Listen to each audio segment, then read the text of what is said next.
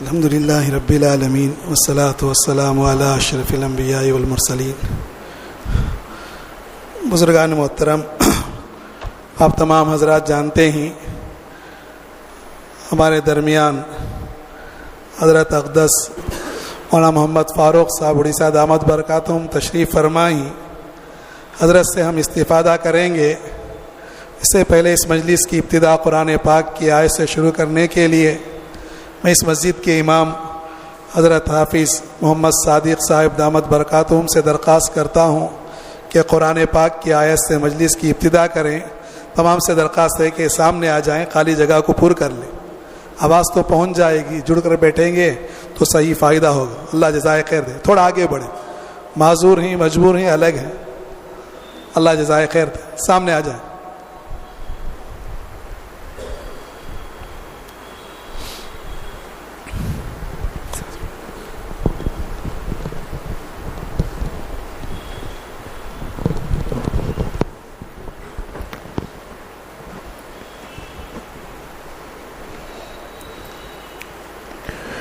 أعوذ بالله من الشيطان الرجيم. بسم الله الرحمن الرحيم. إن في خلق السماوات والأرض واختلاف الليل والنهار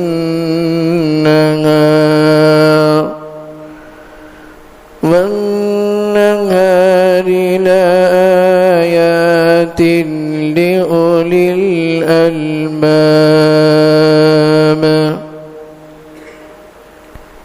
الذين يذكرون الله قياما وقعودا وعلى جنوبهم ويتفكرون في خلق السماوات والأرض ربنا ما خلقت هذا باطلا سبحانك فقنا عذاب النار. ربنا إنك من تدخل النار فقد أخزيته وما للظالمين من أنصار. ربنا إننا سمعنا مناديا ينادي للإيمان أن آمنوا بربكم فآمنا. ربنا فاغفر لنا ذنوبنا وكفر عنا سيئاتنا وتوفنا مع الأبرار. ربنا وآتنا ما وعدتنا على رسلك ولا تخزنا يوم القيامة إنك لا تخلف الميعاد. صدق الله العظيم.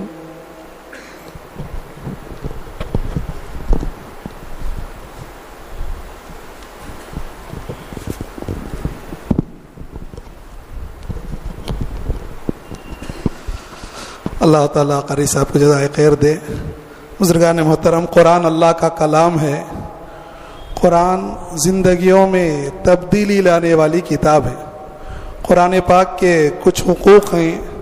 سب سے پہلا حق یہ ہے کہ قرآن پاک کو تجوید کے ساتھ، صحت کے ساتھ پڑھیں.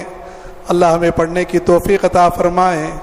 اسی طرح اس کے حقوق میں ہے کہ قرآن پاک کو سمجھیں. الحمدللہ اسی دعوت الحق کے جانب سے میروشارم کی کئی مساجد میں مختلف دنوں میں قرآن پاک کی تفسیر کا نظم کیا گیا ہے. آپ اپنے سہولت سے ان مساجد میں جائیں گے تو انشاءاللہ قرآن پاک سے ہم صحیح فائدہ اٹھانے والے بنیں گے. قرآن پاک کے حقوق میں سے ہے کہ قرآن پاک کو اپنی زندگی میں لائیں، قرآن کو اپنا نمونہ بنائیں. قرآن پاک اللہ کا کلام ہے، اللہ تعالیٰ اس کے حقوق ادا کرنے کی توفیق عطا فرمائیں. قرات کے بعد میں رسول اللہ صلی اللہ علیہ وسلم کے دربار عالیہ میں نعتیہ اشعار پیش کرنے کے لیے مدرسہ امدادیہ کے طالب علم جو آنکھوں سے معذور ہیں، الحمدللہ اس سال عالمیت بھی مکمل کر رہے ہیں، میں عبدالرحیم سے درخواست کرتا ہوں کہ حافظ عبدالرحیم صاحب قرآن پاک کے بعد ہمیں نعتیہ اشعار سنائیں، نعتیہ اشعار گنگنائیں.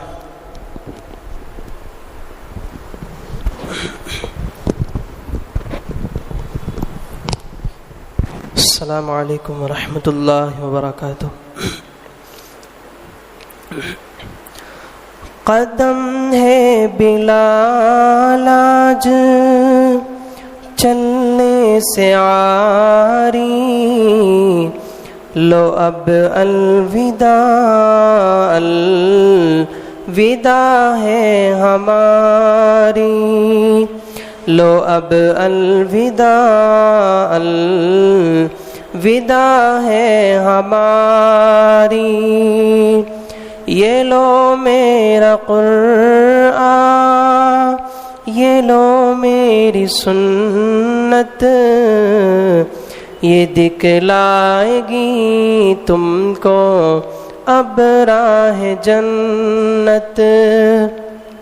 ہو جو مصیبت تو صبر تم اٹھانا، مگر دل کسی کا نہ ہرگز دکھانا.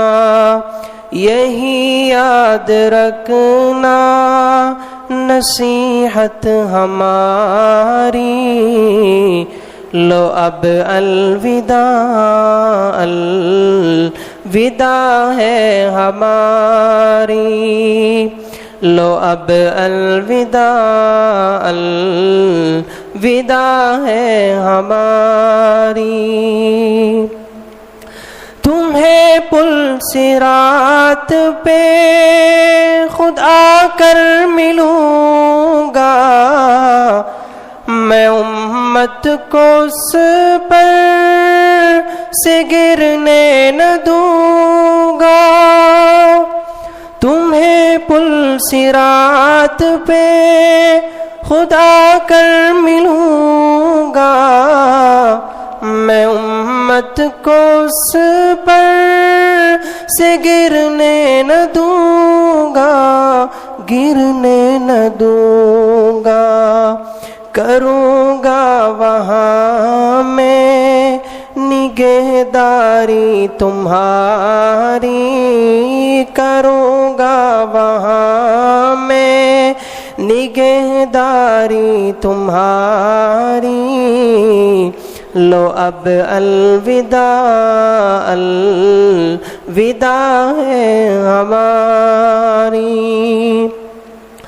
وہاں نہ ملوں تو میزاں پر ملوں گا، میں بدیوں کے پلڑے کو جھکنے نہ دوں گا.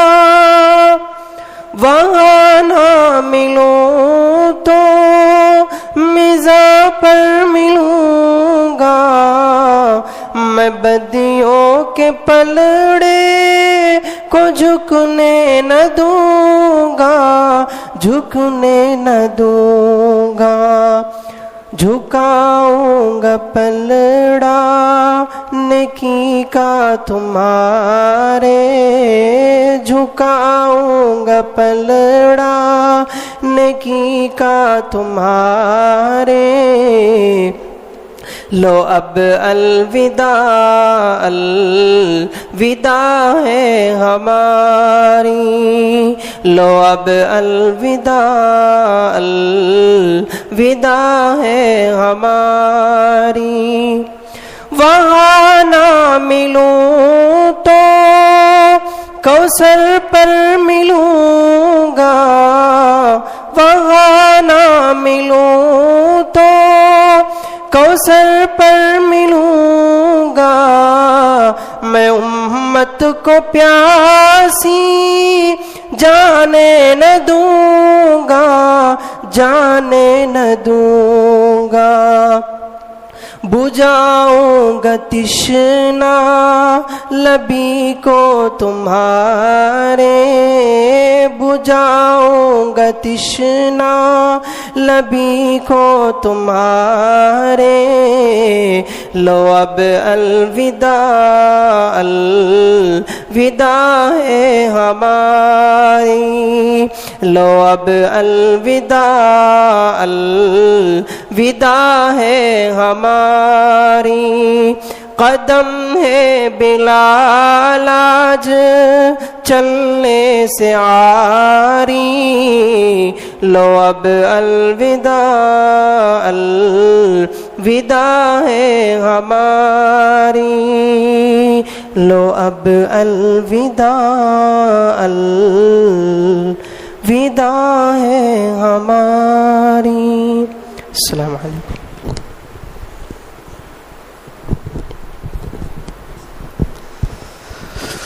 اللہ جزائے خیر دیں۔ محترم حضرات، ہمارے درمیان حضرت اقدس مولانا مفتی محمد فاروق صاحب دامت برکاتہم تشریف فرمائیں۔ حضرت کا مختصر تعارف اور اسی طرح اس حالات میں ہم کیا کرنا ہے، ہماری ذمہ داری کیا ہے، اس عنوان پر ہمارے سامنے حضرت سے پہلے قیمتی نصائح سے ہمیں مالا مال کرنے کے لیے ہمارے ہی اس علاقے کے مشہور بزرگ اللہ تعالیٰ نے کمالات سے نوازا ہے، اس سے میری مراد حضرت اقدس مفتی سبیل احمد صاحب دامت برکاتہم ہی، درخواست کرتا ہوں کہ قیمتی نصائح سے مالا مال فرمائیں۔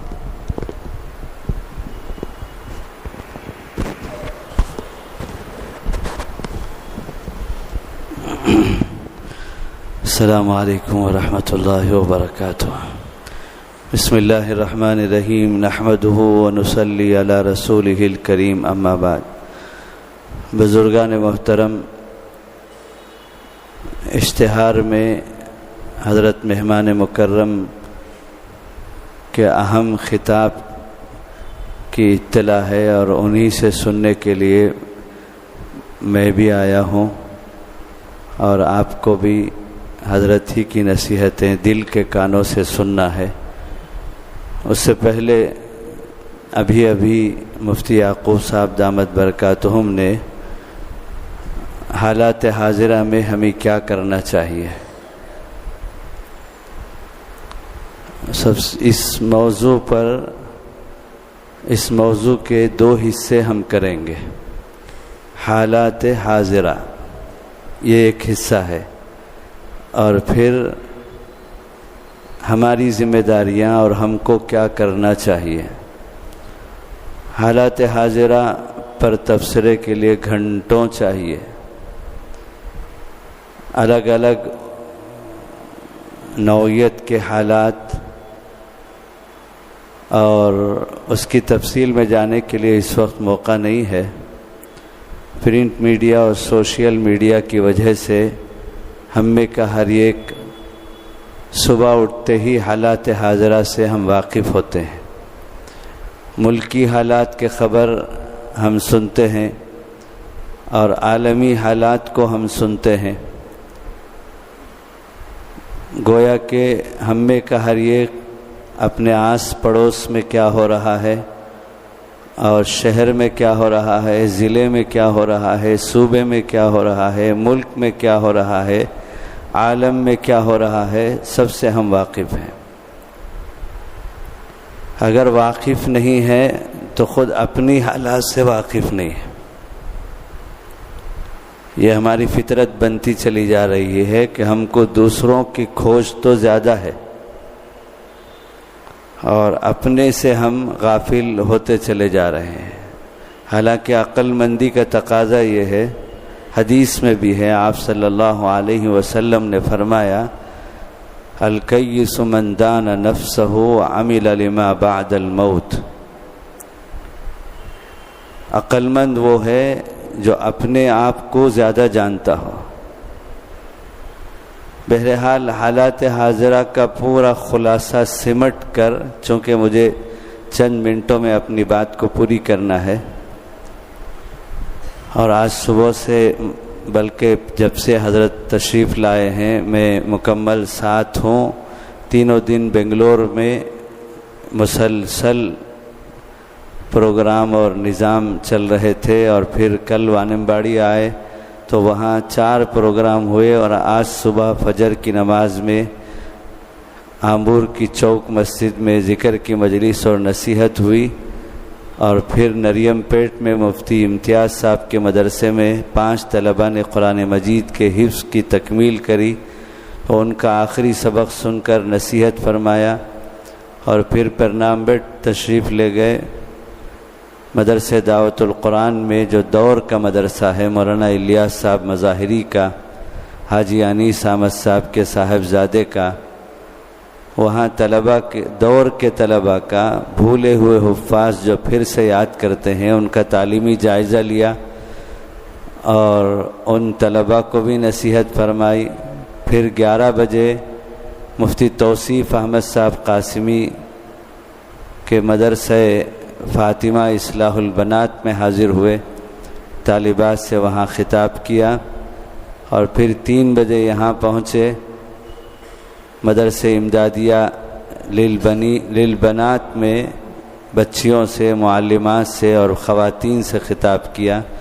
عصر کی نماز میں مدرسہ امدادیہ میں پہنچے، طلباء کے نابینا طلباء کے تعلیمی جائزہ لیا، اور عصر کے بعد یہاں شہر کے موقر علماء اکرام بڑی تعداد میں آئے تھے، ان کو نصیحتیں فرمائی. اور اس وقت انشاءاللہ آپ حضرت کی نصیحت سنیں گے، اور رات ہی میں کاشف الہدیٰ چنئی جانا ہے، اور صبح کل حضرت کی واپسی ہوگی اڑیسہ کے لیے. یہ تسلسل مشینی دورہ چل رہا ہے، تو انشاءاللہ آپ حضرت کے جامع خطاب، مؤثر خطاب کو سنیں گے. پورے حالات کی تفصیل کا اجمال میں آپ کے سامنے پیش کر رہا ہوں کہ اس وقت، اور شاید آپ میری اس بات پر اتفاق کریں گے کہ حالات صبح شام تبدیل ہو رہے ہیں، اور دن بدن بدلتے جا رہے ہیں. اختلاف اور انتشار بڑھتا جا رہا ہے، اور امت بکھرتی جا رہی ہے، اور ایسا لگتا ہے کہ اسلام اور مسلمانوں کے لیے عرصہ حیات اور زمین تنگ ہو رہی ہے. اس کے نتیجے میں مسلمان اور بالخصوص ہمارا نوجوان طبقہ، مسلم نوجوان بچے اور بچیاں، وہ ڈپریشن اور ٹینشن اور خوف و ہراس میں جا رہے ہیں.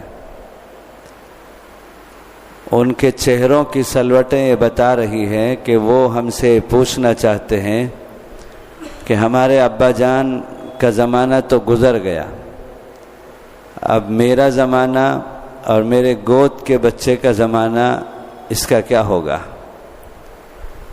تاجروں کو اب تجارت میں، انڈسٹری میں انویسٹمنٹ کرتے ہوئے ڈر اور خوف و ہراس ہو رہا ہے. نیا تاجر اپنی تجارت شروع کرتے ہوئے بار بار شروع کرنے آتا ہے، پھر رک جاتا ہے،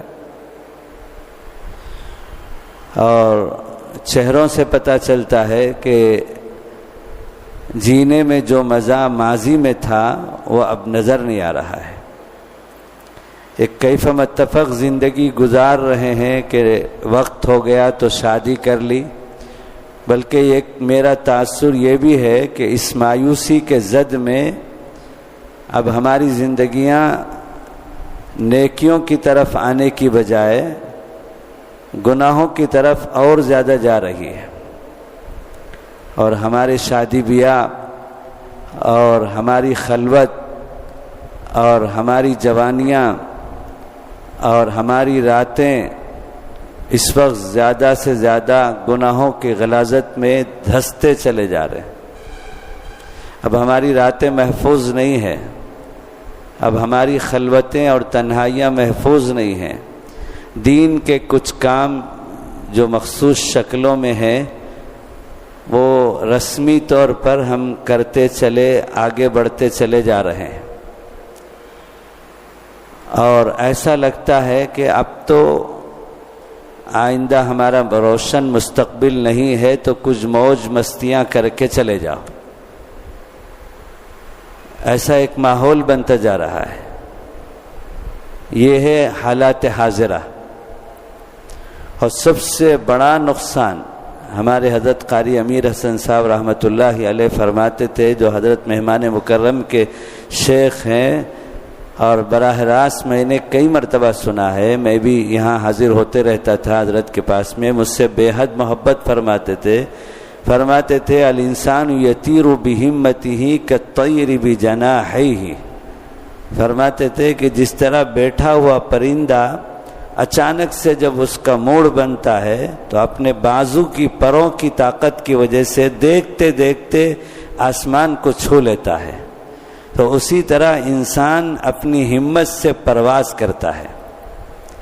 نفسیاتی طور پر اگر انسان متاثر ہو جاتا ہے تو اس کی ترقی رک جاتی ہے، وہ مایوسی کا شکار ہو جاتا ہے، تو اسے ہر چیز میں نگیٹو نظر آتا ہے۔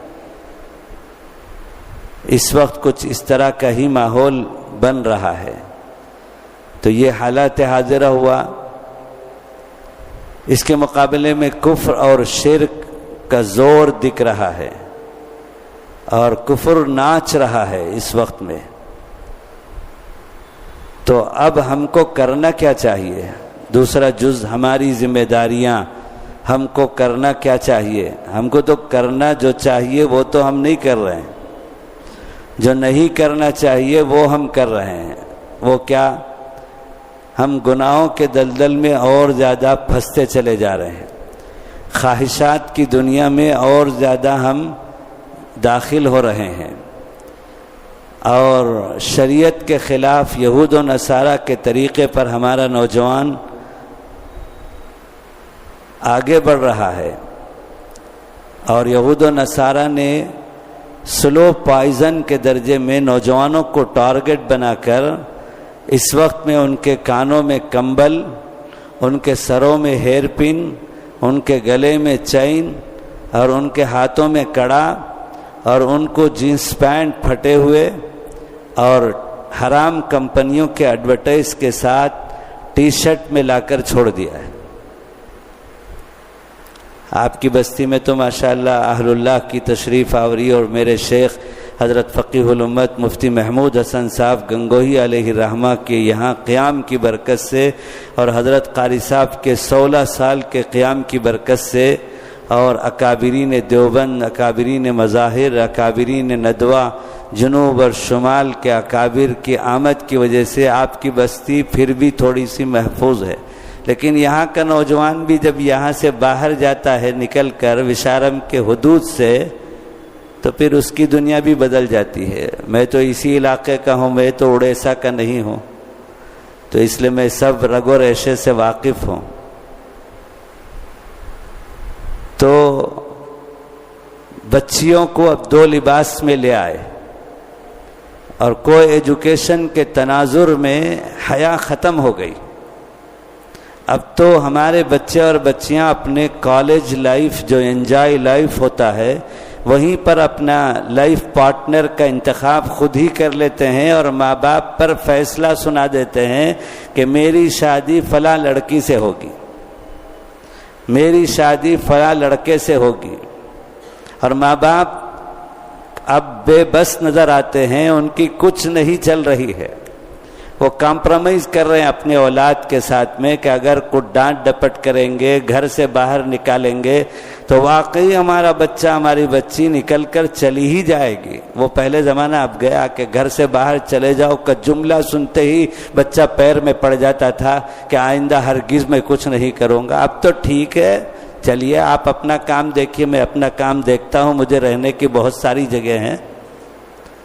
میں ایک جگہ مہاراشٹر میں کولہاپور ایک بڑا شہر ہے، ہمارے چمڑے کی برادری لبابین کی وہاں بھی رہتی ہے، اور میرے شیخ 70 سال پہلے ان کے شیخ حضرت شیخ الحدیث مولانا زکریا صاحب نور اللہ مرقدہ کے حکم پر کولہاپور کے کچھ لوگ گئے تھے کہ ہمارے پاس کوئی عالم نہیں ہے، ہم کو عالم چاہیے. تو 70 سال پہلے میرے شیخ کانپور میں جامع علوم پٹکاپور میں جہاں بھی ہمارے چمڑے کے لوگ رہتے ہیں میں گیا ہوں، تو وہاں مدرسے میں بخاری شریف پڑھا رہے تھے.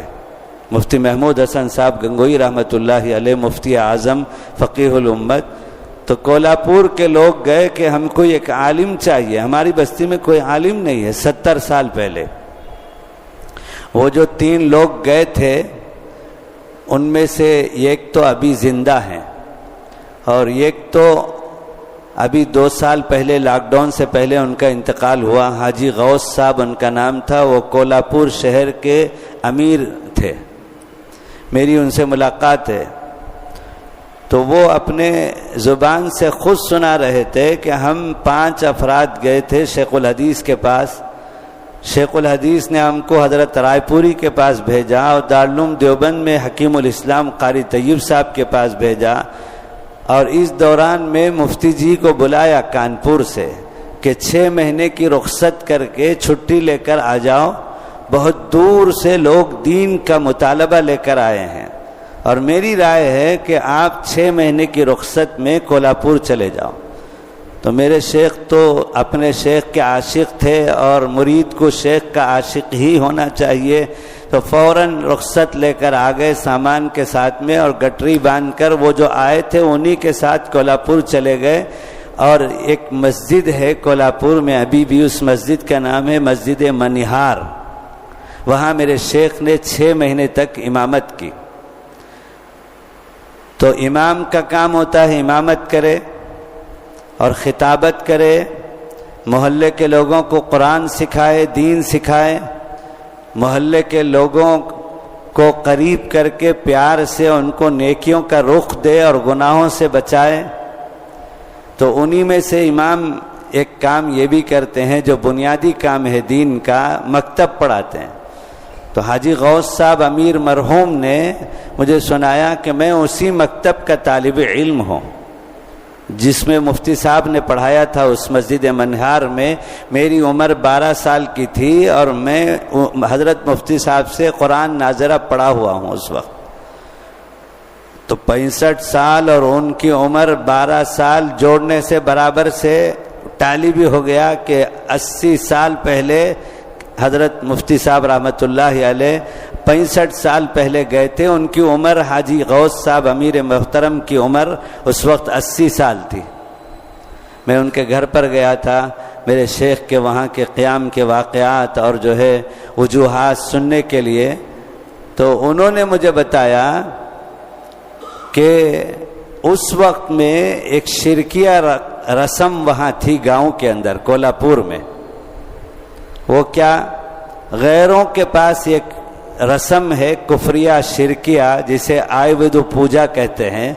جس دن سال میں ایک مرتبہ غیر مسلم اس غلط عقیدے کی بنیاد پر کہ جس چیز سے ہم کو زندگی میں فائدہ ہوتا ہے وہ سب خدا کا جز ہے، اس لیے اس کو صاف کر کے اس کو پوجا کر کے وہ دن بھر ان کا کام حتیٰ کہ سائیکل کی پوجا، اسکوٹر کی پوجا، رکشے کی پوجا، آٹو کی پوجا اور گھر کے ہر برتن کی پوجا، ساری چیزوں کی پوجا کرتی ہے. اللہ نے ہم سب کو ان چیزوں سے، حفوات سے اور جو ہے بچایا، شرک سے. اللہ کا شکر ہے، کرم احسان ہے.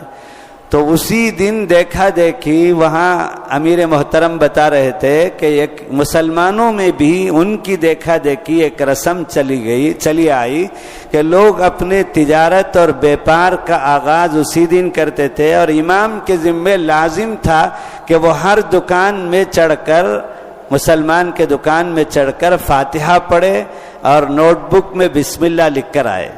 تو میرے شیخ نے جب امیر محترم نے بتایا کہ وہ دن آیا حضرت مفتی صاحب کے کولہاپور کی امامت کے زمانے میں، تو میرے شیخ کے پاس لوگ گئے اور بتایا کہ یہاں اس طرح کا رواج ہے اور آپ کو کل کے دن یہ کام کرنا پڑے گا، اور دن بھر آپ کے لیے کل یہی کام ہے، صبح سے شام تک آپ کو یہی کام کرتے رہنا پڑے گا، پورے گھروں میں جانا پڑے گا، پوری دکانوں میں جانا پڑے گا۔ تو میرے شیخ نے کہا بھائی میں تو یہ کام نہیں کرنے کا،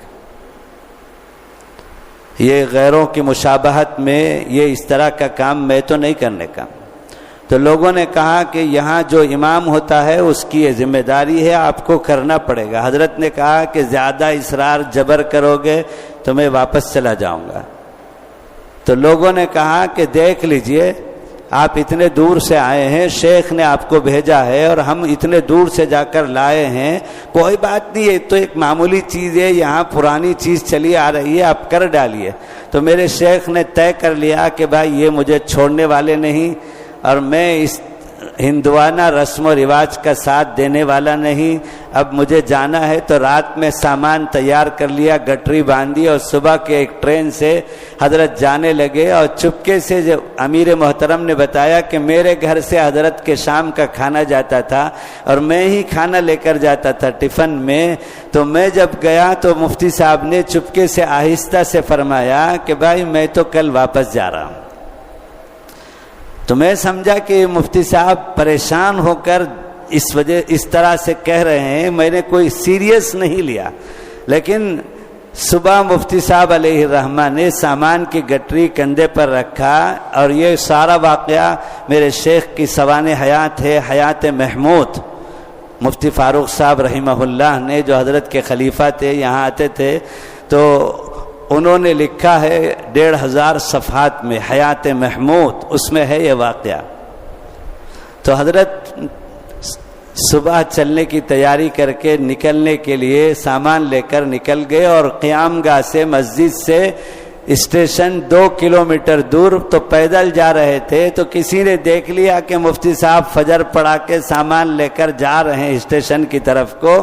تو امیر محترم کہہ رہے تھے کہ مجھے بھی معلوم ہو گیا کہ مفتی جی جا رہے ہیں، تو میں بھی دوڑ کر دوستوں کو لے کر، اور مفتی جی اتنی تیزی سے جا رہے تھے کہ ہم کو دوڑتے ہوئے بھی مفتی صاحب کو پکڑنا مشکل ہو گیا، اتنی تیزی کے ساتھ گئے۔ اور اسٹیشن پہنچتے پہنچتے 100-150 آدمی جمع ہو گئے، اور اسٹیشن ماسٹر نے گارڈ کو بلا کر کہا کہ بھائی یہ کوئی بہت بڑا آدمی معلوم ہوتا ہے، گاڑی آج 4-5 منٹ روک دو، لوگ ان سے ملنے کے لیے آ رہے ہیں۔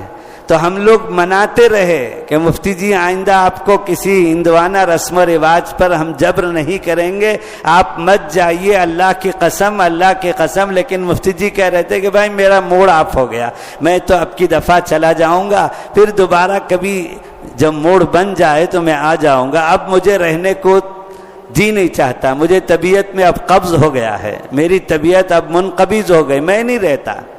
لوگ منا رہے تھے، اور مفتی جی گاڑی آئی، سوار ہو کر چلے گئے، اور ہم میں سے 1-2-3 آدمی امیر محترم نے بتایا کہ ہم بھی سوار ہو گئے، اور اگلے 2-3 اسٹیشن کے بعد اتر کے واپس آ گئے کہ مفتی صاحب اپنی بات پر اٹل ہیں۔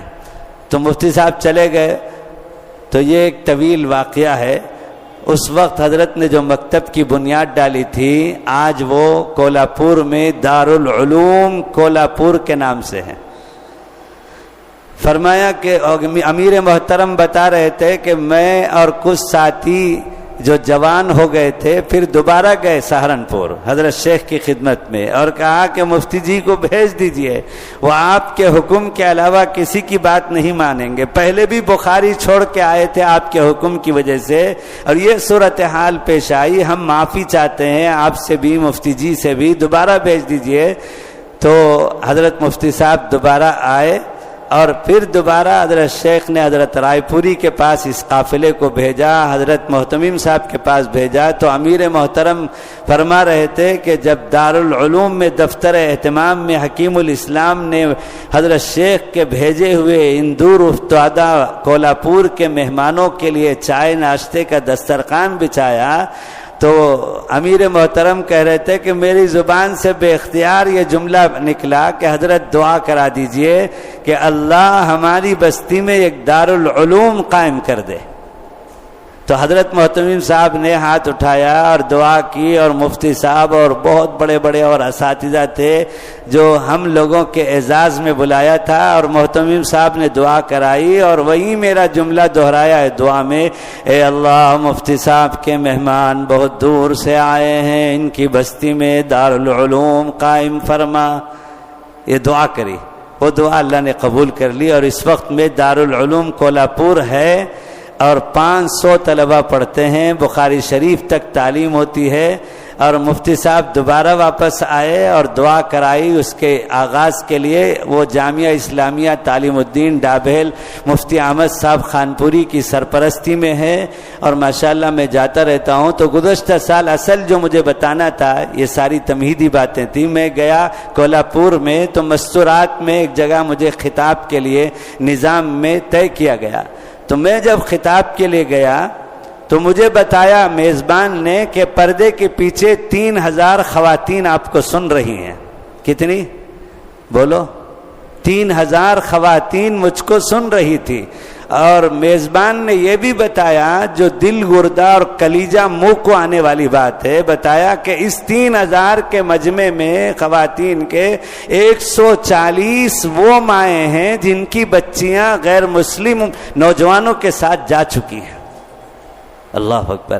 مجھے تو بہت رونا آیا، میں تو بیان کر ہی نہیں سکا، تھوڑی دیر تک روتا ہی روتا رہا کہ کیا گزر رہا ہوگا ان ماؤں پر. بولنے کو آسان ہے، سنانا آسان ہے. جنہوں نے 9 مہینے تک اس اولاد کو پیٹ میں اٹھایا، جن کر اپنے نیند اور بھوک حرام کر کے پالا پوسا، اور جب وہ جوان ہوئی تو اس کی بچی کسی غیر مسلم کے ساتھ چلی گئی، اور اتنی بڑی تعداد میں.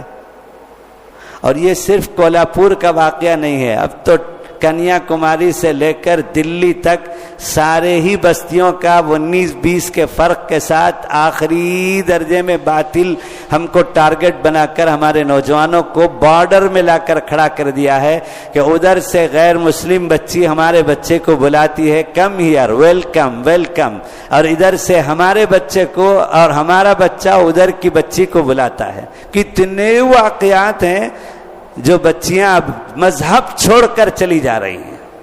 یہ بھی حالات حاضرہ کا ایک حصہ ہے.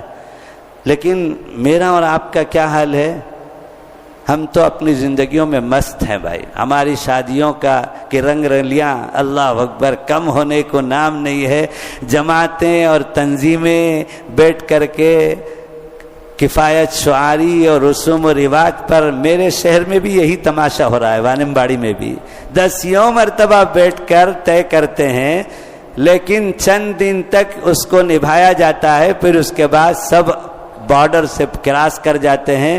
اور چند دن کے اندر جن کو اپنی منمانی کرنا ہے وہ شہر کی جماعت کا لحاظ کرتے ہوئے اتنا کرتے ہیں، ان کے اندر اتنی حیا ہے کہ وہ ایلی گیری میں جا کر رنگ رلیاں کرتے ہیں. وہ وانمباڑی چھوڑ کر چنئی اور بنگلور میں جا کر موج مستی کرتے ہیں. ایک پلیٹ 1,500 روپے کی کھلا کر آدھا کھا کے آدھا پھینک کر آتے ہیں. یہ ہے ہمارا حال. حالات حاضرہ. اور ہماری آج کل جدھر دیکھو مولویوں کو یہی عنوان ہے. آج کے اشتہار میں تو ایک اہم خطاب ہوگا لکھا تھا انہوں نے، ان کے زبان میں بھی وہی موضوع آیا مفتی صاحب کی زبان پر کہ حالات حاضرہ اور ہماری ذمہ داریاں، حالات حاضرہ ہماری ذمہ داریاں. بیان کرتے چلے جاؤ، 1000 بیان کر لو حالات حاضرہ اور ہماری ذمہ داریاں، لیکن جب تک میں اور تم قسم کھا کر سدھرنے کے لیے تیار نہیں ہوں گے تب تک معاشرہ نہیں سدھرے گا.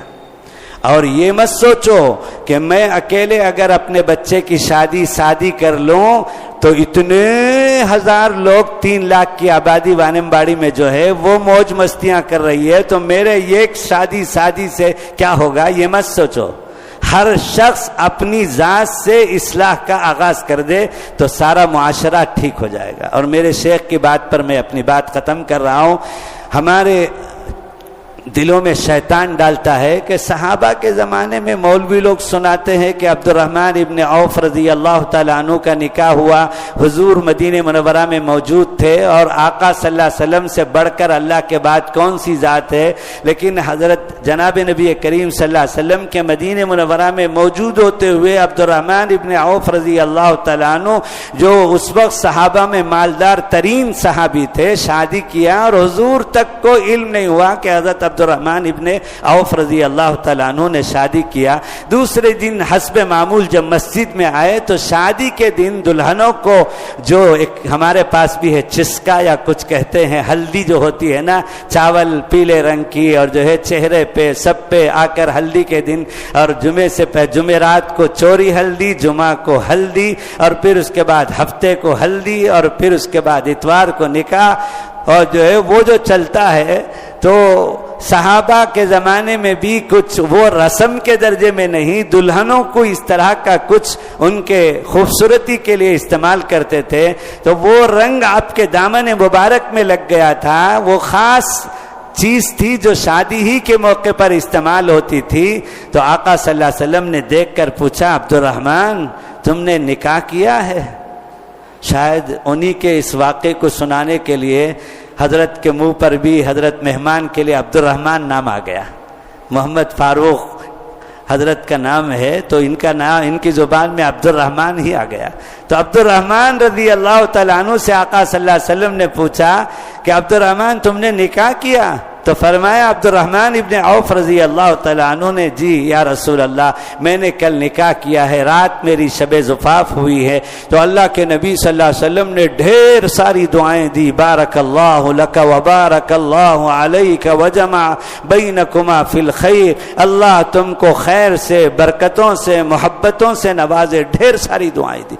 اللہ کے نبی نے کوئی شکایت نہیں کری کہ میں موجود ہوں اور تم نے نکاح کر لیا مجھے بلائے بغیر۔ تو اب یہ سب واقعات جب مولوی لوگ سناتے ہیں صحابہ کے، تو شیطان تو ہمارے ساتھ ہر وقت تیار ہے نا، پیچھے بیٹھ لے کر، تو وہ پٹی پڑھاتا ہے۔ وہ تو 1400 سال پہلے کا زمانہ تھا بھائی۔ اب اگر کل حضرت سنا رہے تھے وہاں پر ہماری مسجد قدیم وانم باڑی میں مفتی اقبال صاحب کی مسجد میں ختم نبوت پر وہ تھا، موضوع تھا، تو حضرت نے جملہ سنایا، اور میرے ساتھ اس طرح کا معاملہ گزر چکا ہے جو حضرت نے فرمایا، اور حضرت کو میں نے اپنے شہر میں گزرا ہوا اس واقعے کی اطلاع نہیں دی۔ اپنے طور پر حضرت نے فرمایا کہ کچھ لوگ ہیں ہمارے معاشرے میں باطل فرقے سے تعلق رکھنے والے، وہ یوں کہتے ہیں کہ نعوذ باللہ، کروڑوں مرتبہ نعوذ باللہ، کہ یہ نقل کفر نہ باشد، کفر کی نقل کرنے میں کفر نہیں ہے، کفر سنا رہا ہوں، لیکن کلیجہ چاہیے اس کے لیے کہ کچھ نوجوان کہتے ہیں کہ اگر محمد صلی اللہ علیہ وسلم آج ہوتے تو وہ بھی پینٹ شرٹ اور جینس اور جو ہے ٹی شرٹ پہنتے۔ آج بھی اس طرح کے کہنے والے لوگ ہمارے معاشرے میں موجود ہیں۔ تو شیطان ہم کو پٹی پڑھاتا ہے عبد الرحمن ابن عوف رضی اللہ تعالیٰ عنہ کے نکاح کا واقعہ سن کر کہ وہ تو 1400 سال پہلے کا واقعہ تھا۔ آج کا نیو ورلڈ اور جو ہے یوٹیوب ورلڈ اور گلوبل ورلڈ اور جو ہے یہ گوگل ورلڈ کے زمانے میں جو ہے کون اس طرح کی شادی کرے گا؟ اگر کوئی کرے گا تو لوگ اسے پاگل کہیں گے کہ جنگلی آدمی یہاں کیسے آبادی میں آ گیا جو اتنی شادی ساتھی کر رہا ہے۔ اسی بستی کی تاریخ ہے۔ میرا نکاح آج سے 25 سال پہلے یہاں مسجد خضر میں میرے شیخ نے 15ویں رمضان کو پڑھایا تھا، اور میرے بعد یہاں دوسرے نکاحوں کا جو سلسلہ شروع ہوا تو عید کے دن بھی تقریباً 60 نکاح ہوئے، اور اس دن یہ بتایا گیا کہ اس بستی میں اب ساری بالغہ بچیاں نکاح والی ختم ہو گئی۔ 290 نکاح یہاں کے دفتر میں اندراج کیا گیا۔ اسی بستی کی تاریخ ہے۔ اور محی السنہ شاہ ابرار الحق صاحب علیہ الرحمہ اس نکاح کی سادگی والے واقعے کو بیانوں میں کہتے تھے کہ میرے استاد محترم حضرت مفتی محمود حسن صاحب تمل ناڈو میں مدراس میں میلوشارم میں رمضان میں مقیم تھے، تو وہاں نکاحوں کی سادگی کا جو سلسلہ چلا تو الحمدللہ کروڑوں روپے کی بچت ہو گئی۔ لیکن کیا وہ صرف حضرت مفتی صاحب کی موجودگی کے حد تک تھا؟ حضرت کے جانے کے بعد نہیں؟ اب کیا ہو رہا ہے؟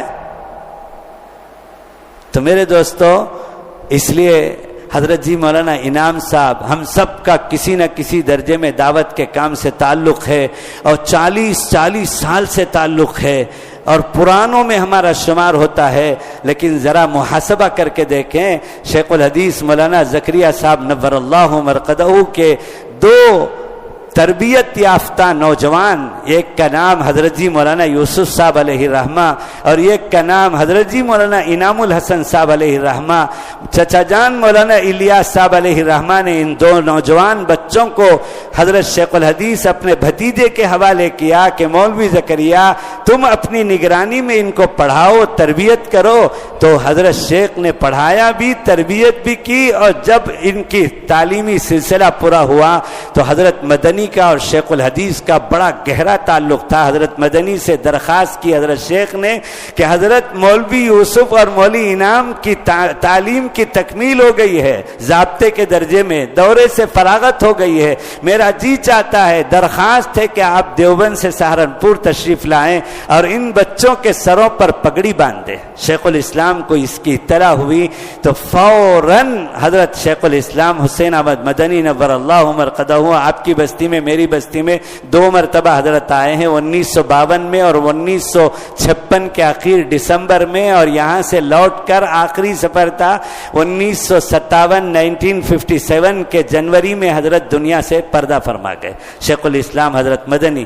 تو حضرت مدنی آئے اور دونوں بچوں کے سروں پر پگڑی باندھی، اور حضرت شیخ کے زبان سے بے اختیار یہ جملہ نکلا کہ حضرت کیا ہی اچھا ہو کہ آپ نے علوم کی تکمیل پر پگڑی باندھی، اب ان کے ایمان کی تکمیل اور نصف ایمان کا بھی مسئلہ حل ہو جائے اور ان کے خطبے نکاح بھی آپ پڑھ دیں. تو حضرت مدنی مسکرا کر فرمانے لگے ان کی دلہنیں کون ہیں؟ بہت اچھی بات ہے، میرے لیے خوش قسمتی ہے کہ میں ان بچوں کا خطبے نکاح پڑھ دوں. ان کی دلہنیں کون ہیں؟ تو حضرت شیخ نے فرمایا وہ جو میری بچیاں گھر میں ہیں وہ کس کے کام آئیں گی؟ ایک مولوی انعام کی اور ایک مولوی یوسف کی. تو حضرت شیخ الاسلام نے فرمایا اجازت حاصل کر لیجئے، معلوم کر لیجئے، بچیوں سے، بالغہ بچیوں سے اجازت لینا پڑتا ہے نکاح کے لیے. تو حضرت نے کسی کو بھیجا کہ اماں جی کے پاس اطلاع کر کے بچیوں سے اجازت کہلوا لو. تو وہ آدمی اندر گئے اور اماں جی نے دونوں بچیوں سے اجازت لے لی حضرت شیخ کی اہلیہ نے. اور حضرت شیخ کی اہلیہ کو اس سے پہلے رتی برابر اطلاع نہیں تھی کہ بچیوں کا نکاح بھی جو ہے دستار بندی کے ساتھ ہونے والا ہے. اسی وقت شیخ نے کہلوایا، نہ شیخ کے وہم و گمان میں تھا، بر وقت اللہ نے ڈالا اور اندر کہلوایا. تو بے اختیار حضرت شیخ کے گھر والوں کی زبان سے نکلا، بڑے میاں اگر کل بتا دیتے، بڑے میاں اگر کل بتا دیتے تو ایک جوڑا تیار کر لیتی اپنی بچیوں کے رخصت کے لیے. خادم نے آ کر کہا اجازت ہو گئی ہے، اور اماں جی نے یہ کہا ہے کہ اگر کل اطلاع ہوتی تو ایک جوڑا تیار کر لیتے. حضرت شیخ نے کیا فرمایا؟ جاؤ کہو اماں جی سے کہ مجھے معلوم نہیں کہ ان کی بچیاں گھر کے اندر ننگی رہتی ہیں. کیا مطلب ہے کہ پہنا ہوا جوڑا کیا رخصتی کے لیے کافی نہیں ہے کہ ایک الگ سے جوڑا تیار کرنا پڑے گا؟ نکاح الگ سے نئے جوڑے پر موقوف ہے. حضرت شیخ الاسلام حضرت مدنی نے نکاح کا خطبہ پڑھ دیا. یہ ہے حضرت جی مولانا یوسف صاحب جن کا نام تسبیح کی طرح سے ہم پڑھتے ہیں، حضرت جی مولانا انعام الحسن صاحب جن کا نام تسبیح کی طرح سے ہم پڑھتے ہیں. ان 2 بزرگوں کا نکاح. کیا یہ سادگی عبد الرحمن ابن عوف رضی اللہ تعالیٰ عنہ کے لیے صرف ہے، یا یہ سادگی 1400 سال کے بعد حضرت جی مولانا یوسف صاحب اور حضرت جی مولانا انعام صاحب کے لیے ہے، یا میرے تمہارے لیے ہے؟ اس لیے میرے شیخ فرمایا کرتے تھے، وہ آخری جملے پر میں اپنی بات کو پوری کر رہا ہوں. میرے شیخ نے یہ جملہ فرمایا اور قاری امیر حسن صاحب نے اپنے ہاتھوں سے اس کو لکھا. وہ اپنے ہاتھوں کا لکھا ہوا کاغذ حضرت دیوبند تشریف لائے تھے تو مجھ کو حوالے کیا کہ مفتی صاحب، مجھے مفتی صاحب کہتے تھے، تو حضرت قاری امیر حسن صاحب نے فرمایا مفتی صاحب، حضرت مفتی صاحب فقیہ الامت نے یہ جملہ ایک مجلس میں فرمایا تھا، میں نے ہاتھوں سے لکھا ہے، یہ آپ کے حوالے کر رہا ہوں، آپ اس جملے کو زبانی اور زبان سے اور قلم سے عام کیجئے. حضرت قاری صاحب نے مجھے فرمایا، حکم دیا، اور میں نے اس کو شائع کیا ہے.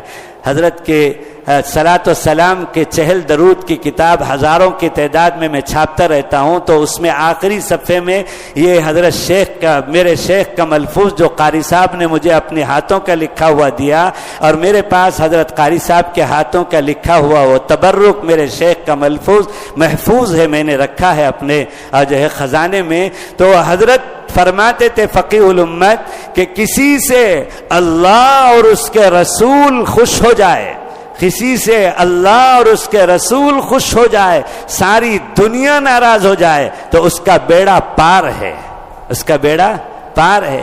اور کسی سے, اس کا الٹا فرماتے تھے, کسی سے اللہ اور اس کا رسول ناراض ہو جائے اور ساری دنیا خوش ہو جائے. جو شادی بیاہ میں ہم کرتے رہتے ہیں, گھر گھر گھر گھر گھر گھر چڑھ کر ایک ایک کو ٹھڈی سے مناتے ہیں, آپ کا آنا ضروری ہے, آپ کے بغیر تو ہمیں شادی اچھی نہیں لگے گی. وہ آتا ہے اور کچھ نہ کچھ شکایت کر کے خوشی کے موقع پر غم کا ماحول پیدا کر کے جاتا ہے, پھر بھی ہماری عقل میں بات نہیں آتی. میرے شیخ فرماتے تھے کسی سے اللہ اور اس کا رسول خوش ہو جائے اور ساری دنیا ناراض ہو جائے تو اس کا بیڑا پار ہے, اور کسی سے اللہ اور اس کا رسول ناراض ہو جائے اور ساری دنیا خوش ہو جائے اس کا بیڑا غرق ہے. یہ میرے شیخ فرماتے تھے. اللہ ہم سب کو زندگی گزارنے میں یہ پالیسی دے دے, ہم حلال روزی کا اہتمام کریں, خوف و ہراس سے اپنے آپ کو نکالیں, نوجوان بزنس میں اور جاب میں اپنے آپ کو مشغول رہیں, خالی نہ رہیں, اور کوئی کام جوش میں اچھل کر نہ کریں. اللہ کے نبی نے صحابہ کو جوش کے ساتھ ہوش, جوش کے ساتھ تدبر, جوش کے ساتھ تفکر, جوش کے ساتھ دور اندیشی, جوش کے ساتھ حکمت, جوش کے ساتھ پلاننگ, جوش کے ساتھ اطاعت, جوش کے ساتھ قیادت, جوش کے ساتھ اجتماعیت, جوش کے ساتھ جو ہے یہ ساری صفات اللہ کے نبی نے صحابہ کو سکھایا تھا. اس لیے ہمارا نوجوان طبقہ خاص طور پر ڈپریشن اور ٹینشن میں نہ جائے. یہ ہمارا مستقبل انشاءاللہ ہمارا ہے. حضرت شیخ نے وہ حدیث نقل کی, کتنی مرتبہ آپ نے سنا ہوگا, اب میری زبان سے بھی سن لو. اللہ کے نبی صلی اللہ علیہ وسلم فرماتے ہیں میرا لایا ہوا دین, میرا لایا ہوا دین جب تک ہر کچے پکے مکان میں داخل نہیں ہوگا لا تقوم الساعۃ, قیامت نہیں آئے گی. The good future of the world is Islam. The good future of not only India, the good future of the world is Islam. اللہ کے نبی نے فرمایا اور سچ فرمایا, اس لیے ہم کو کسی سے متاثر ہونے کی ضرورت نہیں ہے. اللہ والوں سے جڑو, دعوت سے جڑو اور علماء سے جڑو, علم دین حاصل کرو اور اپنے آپ کو حلال روزی میں مشغول رکھو. تو حالات حاضرہ اس سے بھی خطرناک ہو جائیں, لیکن ہم اپنی ذات کو کی نگرانی کر لیں اور اپنی ذات کو نفس و شیطان کے حوالے نہ کریں, اور کرنے کے کام جو میں نے بتائے وہ کریں, تو انشاءاللہ ہم کامیاب ہیں. اب میں حضرت والا امیر شریعت اڑیسہ اور رابطے مدارس اسلامیہ اڑیسہ کے صدر, مجلس تحفظ ختم نبوت کے اڑیسہ کے صدر, اور ایک عظیم ادارہ جس میں 1200 طلبہ پڑھتے ہیں, دور حدیث اور افتاء تک کی تعلیم ہے, حضرت جامعہ اشرف العلوم کیندرا پاڑیا اڑیسہ کے, جس کو میں نے آنکھوں سے دیکھا ہے, بانی, محتمم اور شیخ الحدیث, اور ہمارے حضرت عارف باللہ قاری امیر حسن صاحب علیہ رحمہ کے خلیفہ اجل, جن کی صحبت کے لیے آج اشتہار لگ کر ہم سب ان کو دیکھنے کے لیے آئے ہیں. لیکن 10 سال اپنے شیخ کی صحبت کے لیے مسجد خضر میں آخری عشرے میں, یہ ہمارے مولانا یعقوب صاحب جانتے ہیں, ان کو دیکھتے ہی حضرت پہچان گئے, ارے بھائی یہ تو ہمارے خانقاہ کے پرانے ساتھی ہیں. تو اس لیے یہ تو آتے رہے ہیں. اب حضرت سے ہم گزارش کرتے ہیں کہ حضرت اپنے شیخ کی اس بستی میں حضرت شیخ کے صاحبزادے کے مزار پر بھی جا کر آئے, جلال بھائی کے, حضرت کے پیر بھائی حضرت مولانا یعقوب صاحب رحمہ اللہ ہمارے امیر شریعت کے مزار پر بھی نماز سے پہلے ہم لوگ حاضر ہو کر فاتحہ پڑھے. حضرت سے ہم گزارش کرتے ہیں کہ حضرت اپنے مواعظ حسنہ سے ہم سب کو مستفیض فرمائیں. آپ سے درخواست ہے توجہ سے سنیں, ان کانوں سے نہیں دل کے کانوں سے سنیں اور عمل کی نیت سے سنیں, اور کچھ عزم لے کر پختہ ارادہ لے کر جائیں کہ ہم اپنی زندگیوں کو بدلیں گے انشاءاللہ.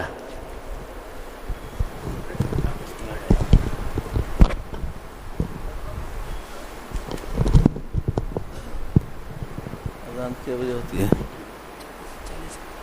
اذان 7:40.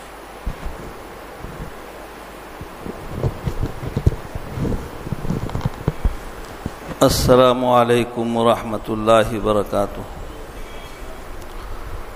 الحمد للہ نحمده ونستعینه ونستغفره ونؤمن به ونتوکل علیہ ونعوذ باللہ من شرور انفسنا ومن سیئات اعمالنا من يهده اللہ فلا مضل له ومن يضلله فلا هادی له ونشهد أن لا إله إلا الله وحده لا شريك له ونشهد أن سيدنا ومولانا محمدا عبده ورسوله وسلم تسليما كثيرا أما بعد فقد قال الله تعالى في القرآن المجيد أعوذ بالله من الشيطان الرجيم بسم الله الرحمن الرحيم كنتم خير أمة أخرجت للناس تأمرون بالمعروف وتنهون عن المنكر صدق الله العظيم قال النبي صلى الله عليه وسلم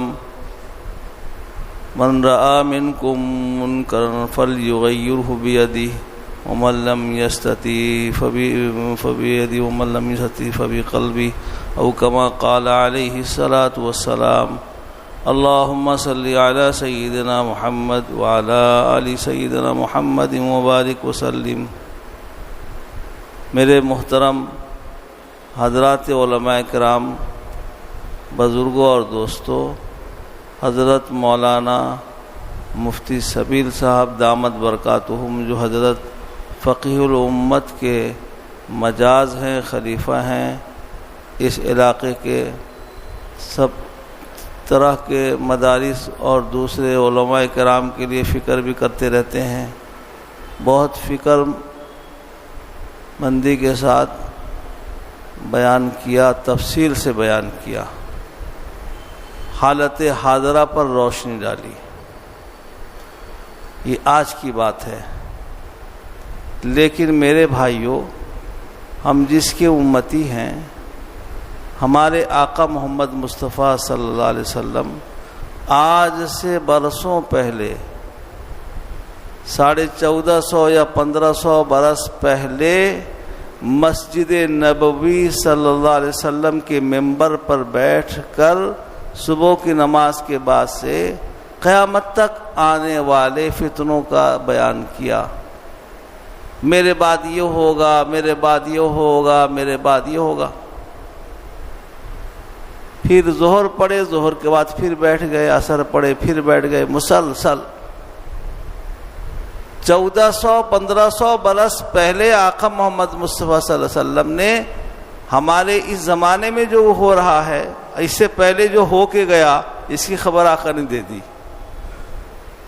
آقا کو اللہ وحدہ لا شریک لہ نے بتلایا۔ بہت ساری پچھلی خبریں، اگلی خبریں اللہ نے بتلایا۔ اس زمانے میں جو صحابہ رضی اللہ عنہم تھے، اول مخاطبین تھے آپ کے، تربیت یافتہ تھے، بڑی قربانی دے کر فتوحات حاصل کیے تھے اور ہمت کے ساتھ جی رہے تھے۔ دنیا کو اللہ نے ان کے لیے مسخر کر دیا تھا۔ کیسے مسخر کیا تھا؟ ہم لوگ فضائل اعمال میں بھی واقعہ لکھا ہے، اور اس علاقے سے ایک دفعہ گزر ہوا تو وہ علاقہ، ابھی مفتی صاحب بھی فرما رہے تھے کہ ساؤتھ افریقہ کا ایک جنگل، وہاں پر صحابہ رضی اللہ عنہم کی ایک جماعت پہنچی تو درند اور جنگل کی تکلیف اور نقصان دینے والے جانور وہاں پر رہتے تھے۔ انہوں نے، ان کے امیر صاحب نے اعلان کیا کہ رسول اکرم صلی اللہ علیہ وسلم کے صحابی آئے ہیں، تم علاقہ خالی کر دو۔ کیا ہمت تھی ان کی، کیا مزاج تھا، کتنا یقین ان کا مضبوط تھا۔ آواز تو تھی ایک، خالی کر دو۔ تاریخ میں لکھا ہے کہ شیر جیسا چیر پھاڑ کھانے والا جب چنگھاڑتا ہے تو پورا جنگل کو دلدلا دیتا ہے، سب بھاگتے دم دبا کے ادھر ادھر نکلتے نظر آتے ہیں، وہ دم ہلاتے ہلاتے جا رہا ہے۔ اللہ اکبر! کیا تربیت کیا آقا محمد مصطفیٰ صلی اللہ علیہ وسلم نے، کیا ذہن سازی کیا۔ ہم نے، آپ نے پڑھا کہ صحابہ کی ایک جماعت اللہ کے راستے میں نکلی، راستے میں دریا حائل آیا تو امیر جماعت اللہ کے بھروسے پر اپنا گھوڑا جب اس پر دوڑا دیے تو سارے گھوڑے دوڑتے ہوئے آرام پار ہو گئے، کوئی ایک بھی اس میں پانی میں ڈوبنے نہیں پایا بلکہ اس طرف پہنچ گیا۔ دشمنان اسلام دیکھ کر خوف زدہ ہو گئے، مرعوب ہو گئے۔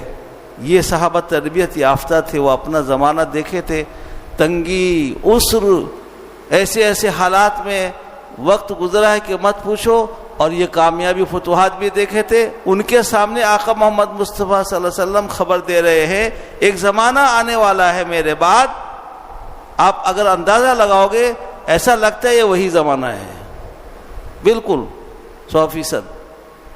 ایک زمانہ آنے والا ہے کہ دنیا کے دوسرے مذاہب اور فرقے کے لوگ میرے امت کے اوپر اس طرح گر پڑیں گے، ان کو نقصان پہنچانے کے لیے، ان کو ذلیل و خوار کرنے کے لیے، ان کے ایمان کو بگاڑنے کے لیے ان کے پیچھے ایسے لگ جائیں گے جیسے کھانے کے برتن پر کھانے کے لالچی لوگ ہاتھ ڈالتے ہیں، وہ بھی کہتا ہے میں کھا لوں، وہ کہتا ہے میں کھا لوں، وہ کہتا ہے میں کھا لوں، ایسا گر پڑیں گے چاروں طرف سے۔ صحابہ رضی اللہ عنہم جو سامنے بیٹھے تھے انہوں نے عرض کیا یا رسول اللہ وجہ کیا ہوگا؟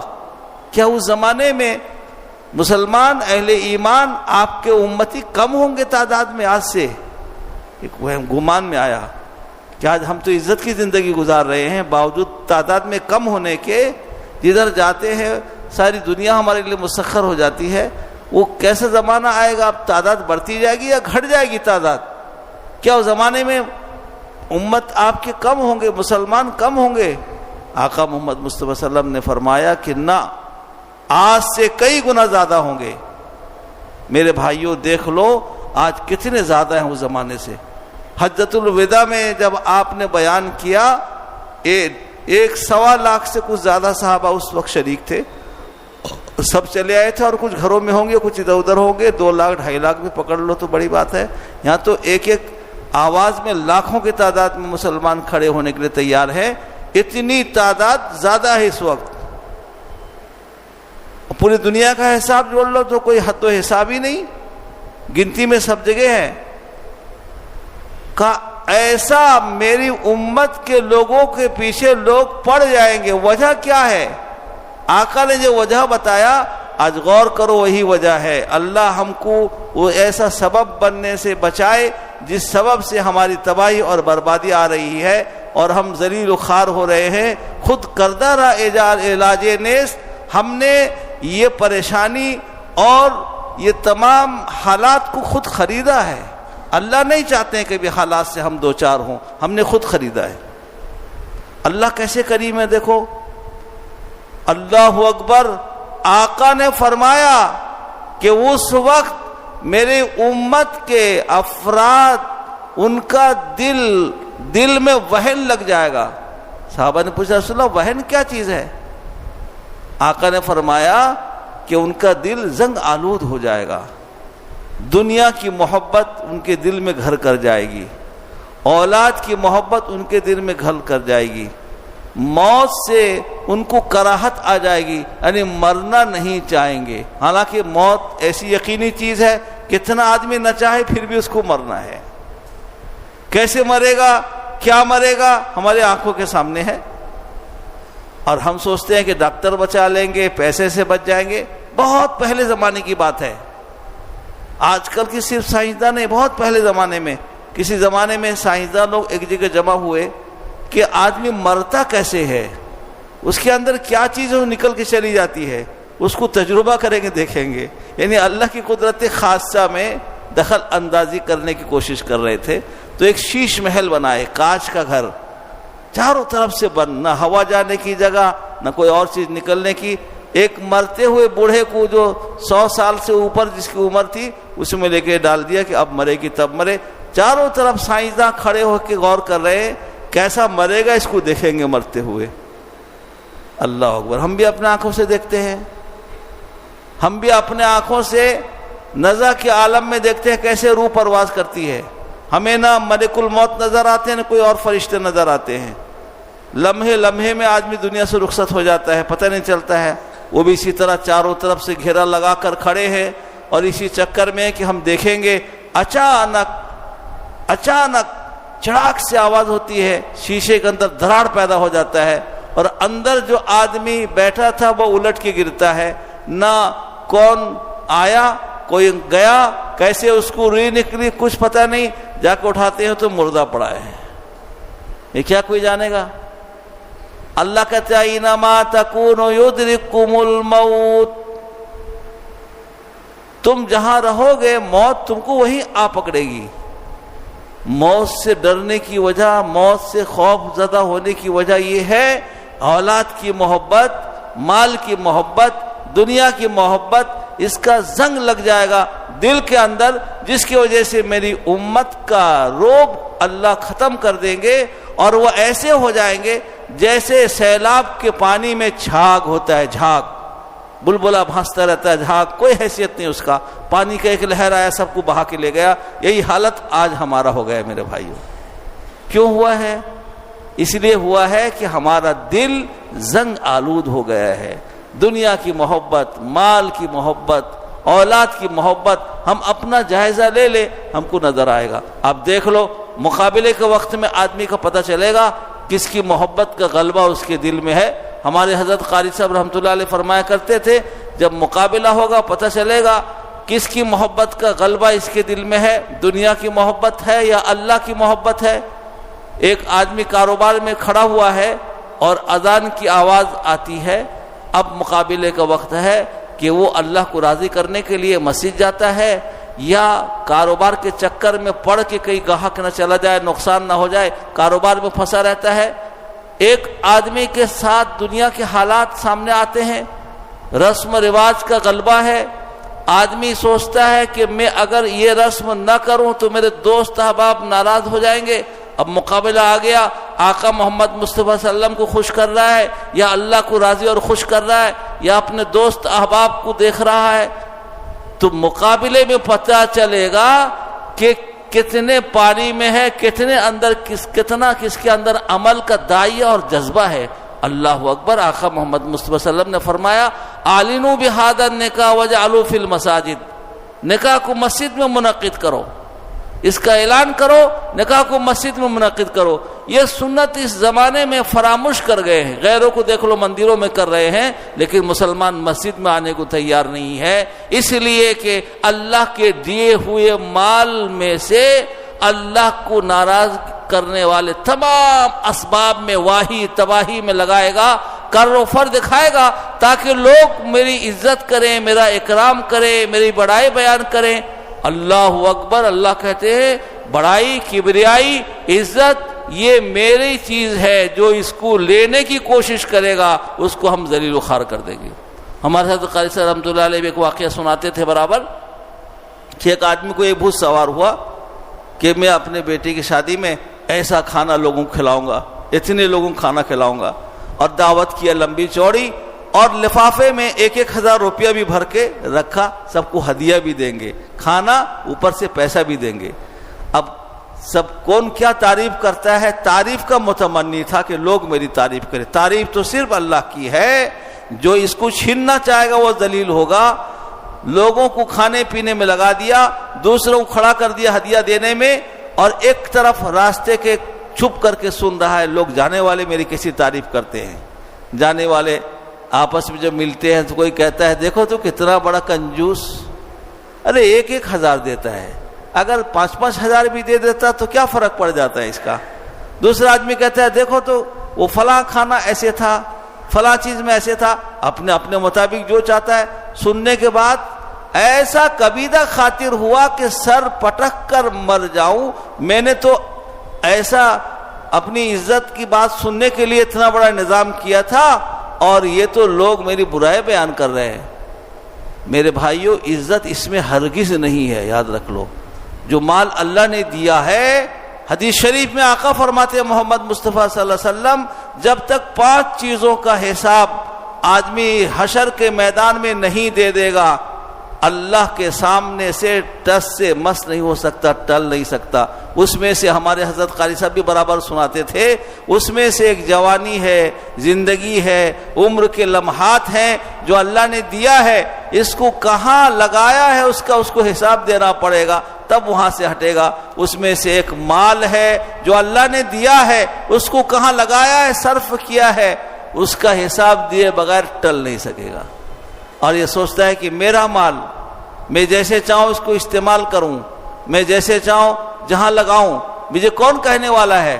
اللہ کہتے ہیں مال تیرا نہیں ہے، مال میرا دیا ہوا ہے، میں جیسے زندگی تجھے دیا ہوں ایک ایک لمحے کا حساب لوں گا، اسی طرح مال تجھے دیا ہوں ایک ایک پائی کا حساب لوں گا۔ اس دن کا معاملہ بہت مشکل کا ہوگا میرے بھائیوں۔ رسم و رواج اتنا غالب آ گیا ہے کہ اسلامیات سے ہم کوسوں دور ہو گئے ہیں، اسلامیات سے ہم کوسوں دور ہیں۔ آپ سب سے اہم چیز دیکھ لو، سب سے اہم چیز نماز ہے، عبادت، جو کفر اور ایمان کے درمیان میں فرق پیدا کرتی ہے، اور ایمان کے بعد سب سے پہلا فریضہ ہے۔ اب حساب لگا لو ہمارے علاقے میں کتنے لوگ ہیں، فجر کی نماز میں جوڑ لو کتنے لوگ نماز پڑھ رہے ہیں، عشاء کی نماز میں دیکھ لو کتنے لوگ نماز پڑھ رہے ہیں، کتنے لوگ اللہ کا حکم توڑ کر، اللہ کی نافرمانی کر کے، اللہ کی روزی کھا کے، اللہ کے سورج چاند سے نفع اٹھا کر، اللہ کے تمام پھیلائے ہوئے نعمتوں کو استعمال کر کے اللہ کی مرضی کے خلاف اللہ کے بچھائی ہوئی زمین پر دندناتا ہے اور چلتا ہے اور فخریہ کہتا ہے مجھے میرے مرضی کے مطابق چلنے دو، مجھے دین اسلام کا پابند مت بناؤ، دنیا میں جینے دو۔ کتنے دن جیو گے؟ پھر بھی اللہ سورج نکال رہے ہیں۔ اگر اللہ چاہتے، میرے بھائیوں، گناہ اس قدر عام ہو گیا ہے، فضا مذموم ہو گیا، مسموم ہو گیا ہے کہ زمین کہتی ہے روزانہ اللہ سے، یا اللہ مجھ پر اتنا گناہ ہو رہا ہے، اگر آپ کی اجازت ہو تو میں پھٹ جاؤں اور سب کو نگل لوں۔ آقا محمد مصطفیٰ صلی اللہ علیہ وسلم نے ایک فتنے کا علامت یہ بھی بتایا کہ ایک زمانہ آئے گا، کثرت سے جگہ جگہ زلزلہ ہوگا، زمین پھٹے گی، لوگ نقصان اٹھائیں گے، یہ چھوٹا چھوٹا عذاب مسلط ہوگا، اس لیے کہ اللہ نے اپنے حبیب ہمارے آقا محمد مصطفیٰ صلی اللہ علیہ وسلم سے وعدہ کیا ہے، میرے حبیب میں آپ کی امت کو اس وقت تک عذاب نہیں دوں گا جب تک آپ روئے زمین پر ہو۔ آقا نے عرض کیا کہ یا اللہ میرے بات کیا ہوگا؟ اللہ نے کہا کہ آپ کے امتی جب تک توبہ استغفار کرتے رہیں گے میں ان پر عذاب مسلط نہیں کروں گا۔ کچھ لوگ ہیں الحمدللہ جو توبہ استغفار کے دامن کو اچھے سے پکڑے ہوئے ہیں۔ میرے بھائیوں، توبہ کہتے کس کو ہیں؟ توبہ کہتے ہیں اپنے قصور پر شرمندہ ہونا کہ میں نے اس رسم کو ادا کیا جو اسلام کو مٹانے والا رسم ہے۔ ایک بزرگ حضرت مولانا عمر صاحب پارنپوری رحمۃ اللہ علیہ کو بہت سارے لوگ دیکھے ہوں گے، کیا بیان کرتے تھے، دل سے ان کی بات نکلتی تھی، مجمع کو رلا دیتے تھے۔ ایک دن میں نظام الدین میں ان کے بیان میں تھا، فرما رہے تھے کہ لوگ کہتے ہیں کہ اسلام کا مخالف فلاں، اسلام کا مخالف امریکہ، اسلام کا مخالف برطانیہ، اسلام کے خلاف وہ لکھ دیا، اسلام کے خلاف وہ لکھ دیا۔ کہا کہ یہ المیہ اور یہ صدمہ نہیں، اسلام اللہ اتارا ہے اس مذہب کو، یہ اللہ کا پسندیدہ مذہب ہے، جس دن سے دنیا میں آیا ہے اللہ کی حفاظت اور نگرانی میں ہے۔ اللہ اعلان کیے ہیں کہ ہم اس کو اتارے ہیں، اس کی ذمہ داری نگرانی ہمارے ذمے میں ہے، دنیا چاہے گی مٹانا نہیں مٹا سکتی۔ میرے بھائیوں، حضرت نے کہا صدمہ اور المیہ افسوس اس بات کا ہے اسلام کا ماننے والا مسلمان اسلام اس کے گھر سے دھکے کھا کے جاتا ہے، افسوس اس بات کا ہے۔ میرے گھر میں شادی ہے، اسلام آتا ہے، کہتا ہے تو مسلمان ہے، مجھ پر تیرا ایمان ہے، میرے مطابق شادی کر لے۔ یہ کہتا ہے مجھے جینے دو، مال میرے پاس بہت ہے، لٹانے بٹانے دو، میں رسم و رواج کے مطابق کروں گا، میں تیرے مطابق چل نہیں سکتا۔ اس کے گھر میں ختنہ ہے، آتا ہے، اسلام کہتا ہے میرے مطابق کر، تیار نہیں۔ اس کے گھر میں عقیقہ ہے، آتا ہے میرے گھر میں، اڑوس پڑوس کے حقوق کو ضائع کرتا ہے، اسلام آتا ہے کہ ایک پڑوسی کا تیرے اوپر حق ہے، تو میرا ماننے والا اس کے مطابق چل۔ یہ کہتا ہے پرواہ نہیں، مجھے اپنے مطابق چلنے دو۔ اسلام آج ہم مسلمانوں کے گھر سے میرے بھائیوں دھکا کھا رہا ہے۔ سب سے بڑا المیہ، سب سے بڑا صدمہ یہ ہے ہم خود اسلام کو نقصان پہنچا رہے ہیں۔ کوئی کیا نقصان پہنچائے گا؟ عزت اسی وقت ملے گی جب ہم اسلام کے مطابق اپنے آپ کو ڈھال لیں گے، اس کے مطابق چلیں گے، پھر عزت اللہ لوٹا دیں گے اور پھر ہم عزت والی زندگی گزاریں گے، چین سکون والی زندگی گزاریں گے۔ آئے گا ایسا زمانہ ہے کتابوں میں کہ مہدی علیہ السلام ظاہر ہوں گے، عیسیٰ علیہ السلام کا نزول ہوگا، پھر مسلمانوں کا کر و فر آئے گا، مال دولت بھی بہت اللہ دیں گے، خوشحالی بھی آئے گی، دینداری بھی آئے گی، اسلام گھر گھر میں پہنچے گا، جیسے ابھی حضرت مفتی صاحب فرما رہے تھے۔ آقا نے فرمایا محمد مصطفیٰ صلی اللہ علیہ وسلم ہر کچے اور پکے گھر میں یہ دین پہنچے گا۔ ہم عمل کریں گے تو ہم کامیاب ہوں گے، ہم اس کے مطابق چلیں گے تو یہ ہمارے لیے نجات کا سبب ہوگا۔ اگر ہم نے اس سے اعراض کیا، اللہ کہتے ومن اعرض عن ذکری فإن له معیشۃ ضنکا، مفسرین لکھا معیشۃ یعنی اس کی زندگی گزارنے کے جتنے اسباب ہیں سب کو ہم بے نور کر دیتے ہیں، اور جتنے اس کو فراوانی کا سلسلہ قائم ہے، رات کو سونے جاتا ہے تو نیند نہیں آتی ہے، کاروبار میں اس کے خلل ہوتا رہتا ہے، اور ایسے حالات سے دوچار ہوتا ہے کہ اس کا دماغ اس کے قابو میں نہیں رہتا ہے، اس کے باوجود بھی اس کا ذہن، اس کا دماغ اس طرف نہیں جاتا کہ میں دین سے اعراض کرنے کی وجہ سے مسلمان ہوں، دین سے اعراض کر رہا ہوں، اس کے لیے مجھے خمیازہ بھگتنا پڑ رہا ہے۔ جب ہم نے اپنے آپ کو مکمل کامل اسلام میں داخل کر دیں گے جیسے اللہ چاہتے ہیں، اللہ کہتے ہیں یا ایھا الذین آمنوا ادخلوا فی السلم کافہ، اے ایمان والو تم اپنے آپ کو مکمل، نماز بھی سنت کے مطابق ہو، روزہ بھی سنت کے مطابق ہو، لباس بھی سنت کے مطابق ہو، وضاقتہ بھی سنت کے مطابق ہو، گھر بھی سنت کے مطابق بناؤ، کاروبار بھی سنت کے مطابق کرو، ملازمت بھی سنت کے مطابق کرو۔ ایسا نہیں کہ نماز سنت کے مطابق کریں گے اور کاروبار ہم اپنے مرضی کے مطابق کریں گے، نماز سنت کے مطابق کریں گے اور ہم اپنا کاروبار جو ہے دوسرے، ایسا نہیں، سب اسلام کے مطابق کریں گے، انشاءاللہ ہمارے دن بھلے دن آئیں گے۔ ایسا نہیں کہ دن چلے گئے آئیں گے، اور اس کے لیے شرط یہ ہے خود عمل کریں اور دوسروں کو عمل کی دعوت دیں، خود نماز پڑھیں، دوسروں کو نماز کا شوق دلائیں، خود کاروبار حلال طریقے سے کریں، دوسروں کو اس کی طرف ترغیب دلائیں۔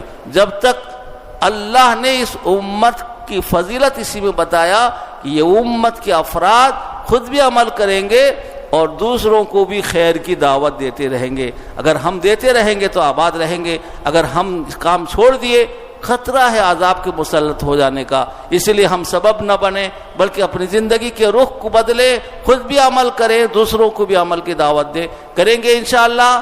اللہ مجھے بھی عمل کی توفیق دے، آپ کو بھی عمل کی توفیق دے، دین پر چلنا آسان فرمائے۔ آپ دعا کرا دیجیے۔ یا رب لک الحمد کما ینبغی لجلال وجهک ولعظیم سلطانک، اللهم صل علی سیدنا محمد وعلی آل سیدنا محمد وبارک وسلم۔ ربنا ظلمنا انفسنا وان لم تغفر لنا وترحمنا لنكونن من الخاسرین۔ ربنا لا تزغ قلوبنا بعد إذ هديتنا وهب لنا من لدنك رحمة إنك أنت الوهاب۔ یا اللہ پاک پروردگار، ہم اقراری مجرم ہیں، گناہوں سے لت پت ہیں، لیکن آپ کی رحمت سے مایوس نہیں ہیں، نا امید نہیں ہیں۔ یا اللہ آپ کے حبیب ہمارے آقا محمد مصطفیٰ صلی اللہ علیہ وسلم نے خبر دی ہے، جب کوئی گناہوں پر نادم شرمندہ ہو کر توبہ کرتا ہے آپ اس کو معاف فرما دیتے ہیں، اپنا محبوب بنا لیتے ہیں۔